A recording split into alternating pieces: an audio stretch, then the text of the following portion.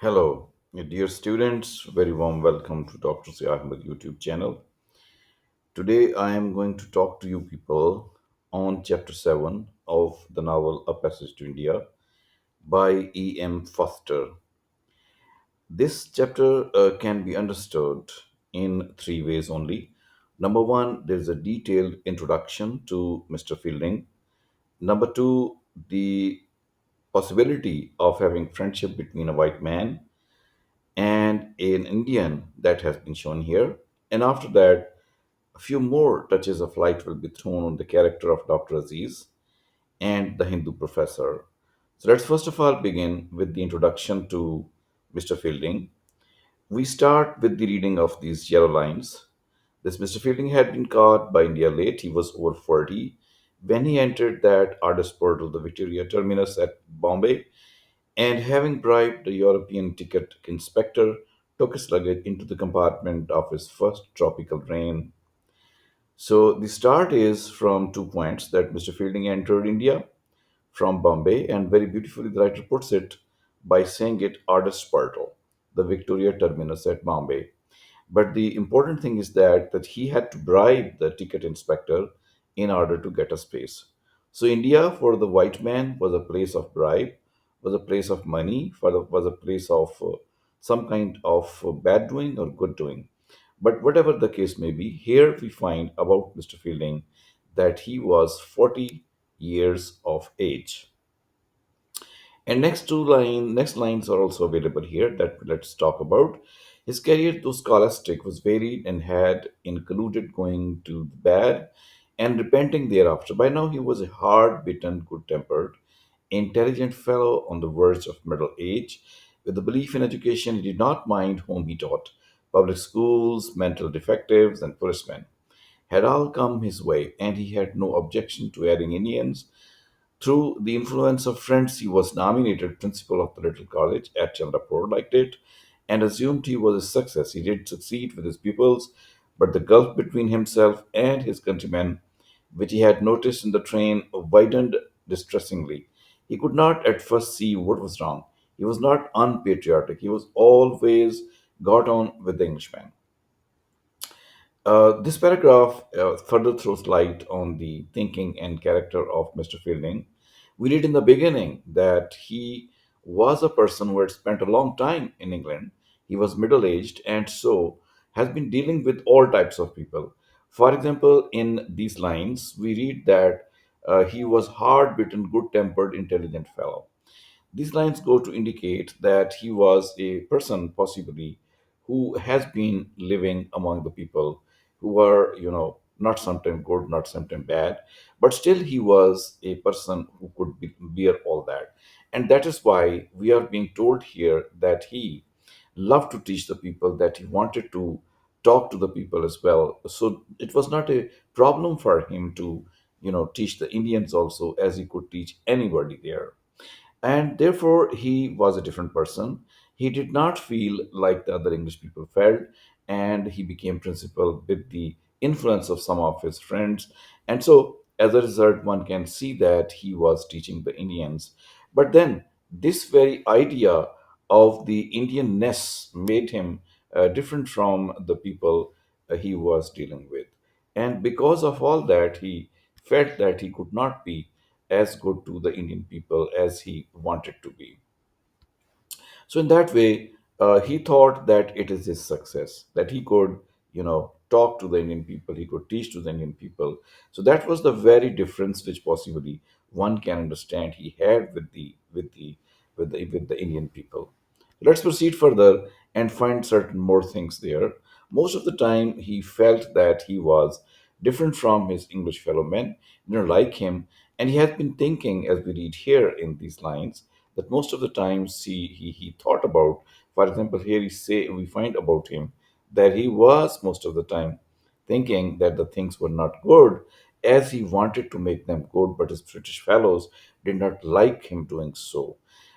Then he realized that ultimately it was the reason that he possibly liked the people, Indian people, to talk to and to teach them as well. So that is why he felt all the time different from his fellows. He was the person who wanted to do something good, and that is why he was doing so good in Chandrapur. Let's proceed further and see what more about Mr. Fielding we can have as far as the friendship between these two people is concerned.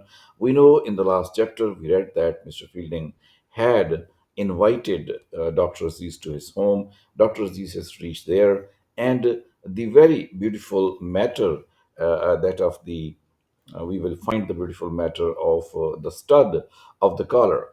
That stud of the collar would become the source of friendship between these two people. For example, when Mr. Fielding was dressing himself at that very time, we found Dr. Aziz entering his home. And because of that, when he said that he has got the stud loosened on his collar shirt, Mr. Aziz immediately offered that he can have his stud. That is why he says that, for example, here in this line, he says that, take mine, take mine. So that is the kind of start we make here when we see Dr. Aziz, we see Mr. Fielding meeting each other. If we go further, we shall see that the stud is found out and the collar is done. While doing so, both of them become closer to each other. Mr. Fielding thanks him. Dr. Aziz also thanks him. So, in that way, on the very start, they have started to have good intimacy with each other.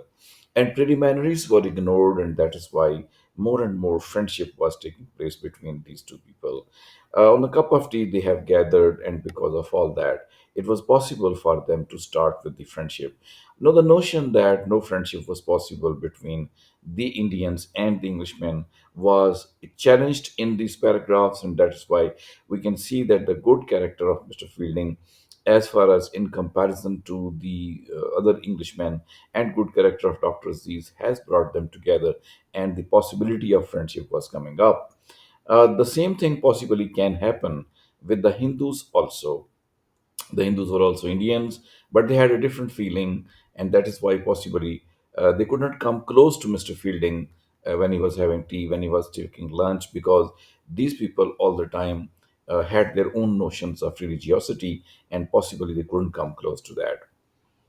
And now we once again come back to Dr. Aziz, who was thinking, and the writer tells us that he was quite easy, comfortable while talking to the women of the British people, but he was not that comfort with the men, British men, because they understood the Indians and their way of talking and their way of telling those things even which were not present.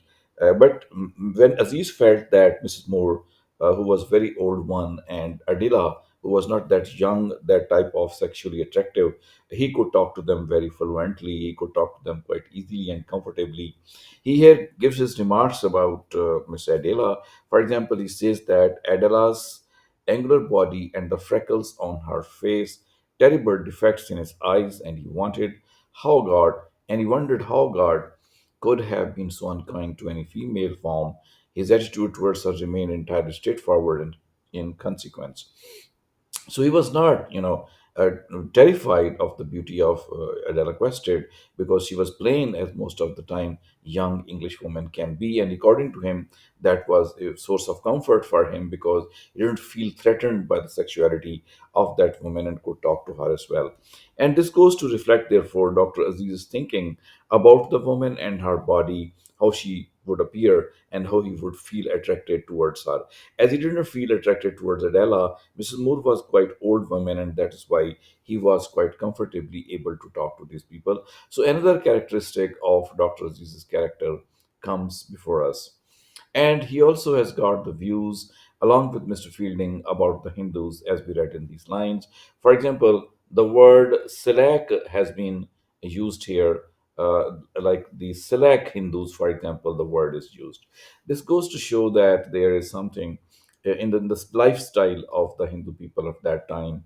That these people were declared to be the unpunctual fellow, slack fellow, and up to some extent unsanitary as well. So once again, we read the similar kind of idea of the Orientalism, that the Occidental would think in these terms about the Indian people, that they were not so clean, neat, or they could be found ugly as well, no sanitation, etc., etc. So same thing is repeated by the writer here in this paragraph as well.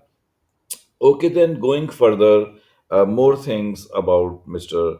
Aziz we can have and his ideas, along with the ideas of another Indian who is present alongside him in these lines, Uh, especially before we go before forward, we can see that Dr. Aziz was having kind of thinking about his own home as well, his bungalow as well, which was not that neat and clean. Possibly we don't need to talk about this, so therefore I am skipping this area of the lines of this chapter and going forward in order to talk more about this chapter. We can also see in the same chapter that the Indian, he was singing a song also of the religious song where he was calling his Lord, and the Lord, he said, didn't come there. And this is the type of thinking he was doing. They watch one building as well in this whole of the chapter, and that building they declared to be the very beautiful one, where everybody was amused. They remembered the Indian, or we can say they remembered also a kind of dexterity or the skillfulness of the kings of India of the Mughal times, who could definitely make such type of buildings which were beautiful and which could be felt attractive as well. So in this way, a type of history is also remembered by Dr. Aziz. He was also trying to talk about the history of his people and the buildings they constructed and the way they were very much expert in bringing beauty, in bringing water. Especially he remembers the water which came in the mosque of Chandrapur Mosque, which, according to him, possibly no way was present in order to bring that. So Professor Gardbole also sings about his song, but that is not important to repeat all that here. That is why I am skipping all that. So this is the chapter 7 where we have discussed about Mr. Fielding's character and his behavior and his style and why he was different from the other English people. We have also talked about Dr. Aziz, further light is thrown on his character and the possibility of that very friendship, which is the theme of this whole novel, that has also been talked about in this part of the chapter.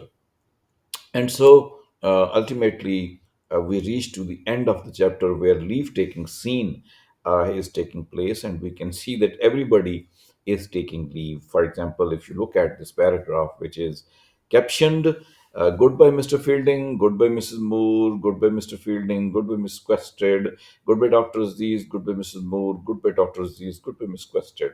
So, if there are so many goodbyes, this goes to show the kind of relationship which is of friendship that is little bit have been established between Aziz, Fielding, Adela Quested, and Mrs. Moore. So there are two layers of the English people. One layer which is at the top, that layer possibly has the problem of having mixing or having friendship with the Indian people. But the second layer, which is really India, which is Adela Quested also thought about that Dr. Aziz is in India, possibly at the beneath layer, this friendship is possible, that the writer is trying to give the impression to us.